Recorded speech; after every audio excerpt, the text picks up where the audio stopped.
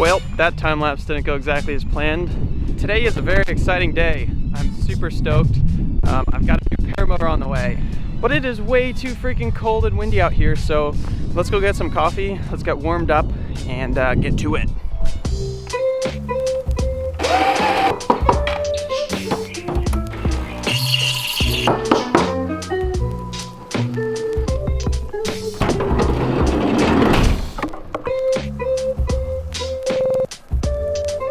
That is way better. So quick van check. We got snow on the roof, but progress is strong. All we have left is 3 roof panels. The rest are already glued in, and then the insulation, minus the floor, will basically be done. I'm so close to finishing the first van build video. But anyways, about a month ago is when I first talked about this new paramotor I ordered. A lot of people had a lot of guesses. Some were guessing the Tornado 280 from Air Conception. Some guessed the Parajet Maverick, which is also a sweet machine. So hopefully FedEx gets here soon. I'm gonna do some work on the ceiling and wait on that package.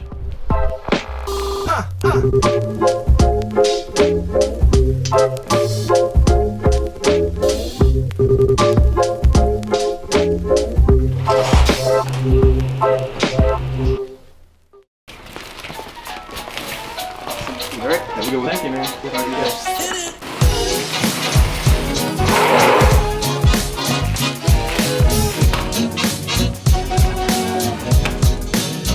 So if you haven't guessed yet, in this very box is a brand new fresh Scout straight from Slovakia. Now I was a little bit surprised when people were guessing what sort of paramotor I had on order. Nobody really guessed another Scout, and the reason being, this Scout over my shoulder, this one I got back in April, and since April I've put 106.5 hours on it. That's not a whole lot for a paramotor, but I am very fortunate to be sponsored by the guys at Team Fly Halo, who are the US importers of Scout. So they hooked me up so that I can stay on nice, fresh, new gear.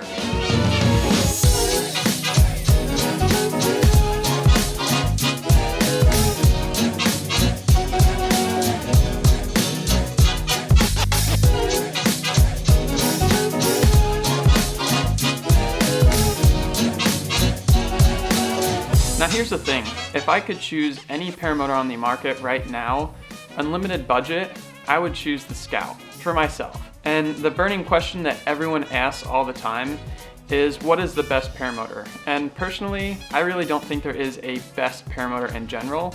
I think there's a best paramotor for each person. Each paramotor has its strengths and weaknesses, and I always wanted to kind of do a Scout type review. So as we unbox this motor and assemble it, I'm gonna tell you guys kind of the pros and cons of what I like about the Scout and why it is my first choice for my primary paramotor.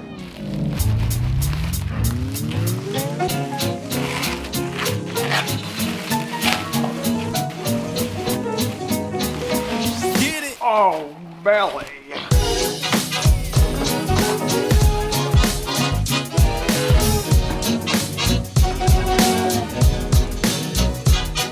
Dude, I don't know what they spray in these Scout boxes, but whatever it is, better than any new car smell I've ever smelled. So this right here is basically the first characteristic of the Scout that makes it so special. So with paramotors comes torque. And basically torque is the effect of the spinning mass of the propeller. It does weird things to paramotors because we're basically like on a swing set and we have this weird gyroscope on our back. And traditionally paramotors use either offsetting the geometry of the bars or changing something with the harness or the hook in points. The way the Scout does it, however, is with these torque compensation fins. So what it's doing is aerodynamically compensating for torque. Basically, you got 6 of these bad boys set at a specific angle around the entire cage. And when air is sucked in from the propeller, the air hits these spars and is forced to push the paramotor in the opposite direction. So it basically directly counteracts the effects of torque.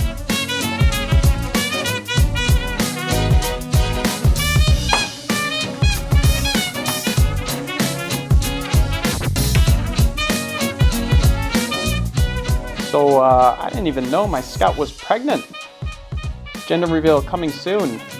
So another pro is this harness. The harness on the Scout is G tested up to 15 Gs. and now at 15 Gs, you probably won't survive at any sustained duration.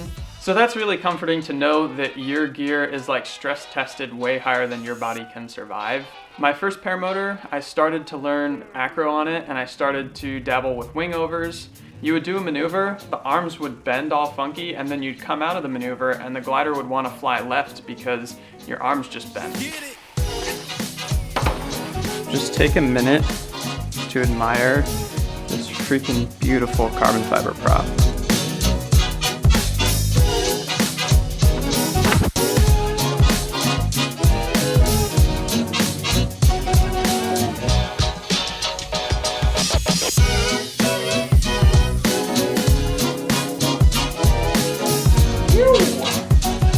Prop bolts are torqued. She's looking real good. Let's take a look at what else you get in the package. So, 3 sets of bags, prop cover bags. We got a bag for the spars and a bag for the outer hoop section.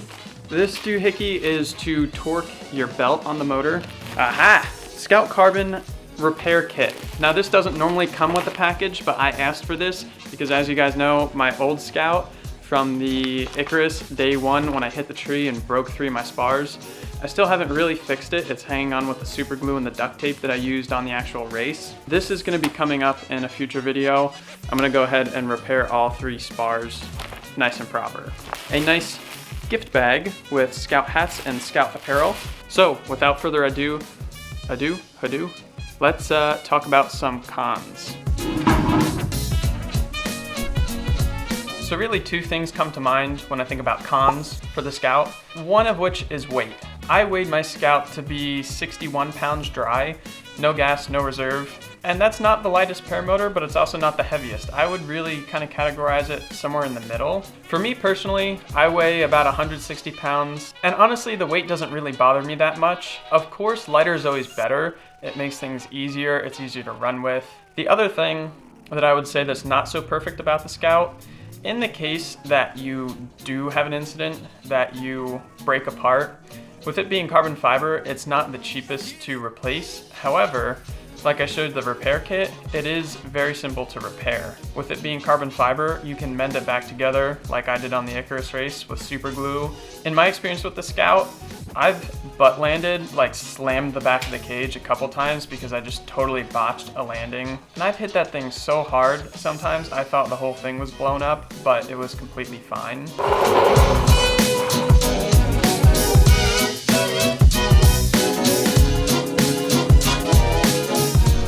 All right, so pro tip, one last thing I think I have to do, and then it should be set to run, is the Scout has an underseat reserve container. If you're not gonna use it, like I don't, I mount my reserve on my lap. The way it comes from the factory, it's kind of set up ready for you to install an underseat reserve. But what you gotta do is you remove this here handle, and what you do is the bridle comes down here to 2 pins. If you're not using the underseat reserve, you pull that all out, and then you can put a zip tie or paracord on those 2 pins to hold the whole system together. I'm gonna do the next test flight or the first test flight in the next video, so tune in for that. But yeah, Jacqueline just got here, and we're gonna go over to the warehouse, check on shipments.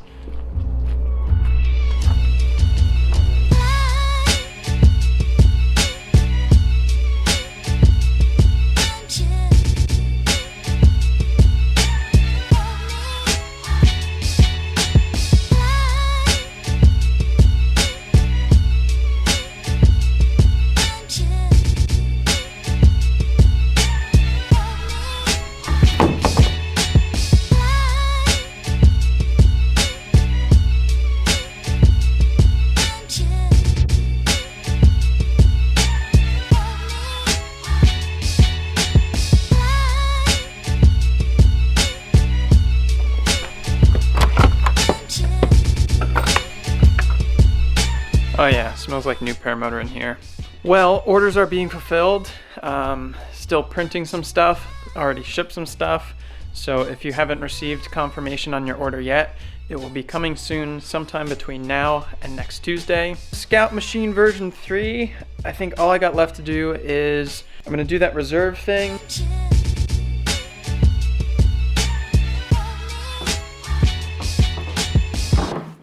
So I think all I have left to do is I'm gonna swap my throttle from the old Scout to the new one, along with the hour meter tachometer combo doohickey. Also, I'm gonna swap the reserve over, but I think I'm gonna save all that for tomorrow. I'll try to do the break-in period and the first flight tomorrow, so stay tuned for that. If you're new here, hit that subscribe button. Some concluding thoughts on the Scout. Yeah, it's a very unique paramotor, I think. It's something you kind of have to fly to appreciate. So you guys will be seeing a lot of Super Scout Scout Machine version 3 coming up. I'll be bringing her to Florida for the Wings Over winter trip and then beyond. I guess that's all for this one. I hope you enjoyed my super informal, non-comprehensive review of the Scout Machine, and I'll catch you guys in the next one. Till then, peace out. Ja.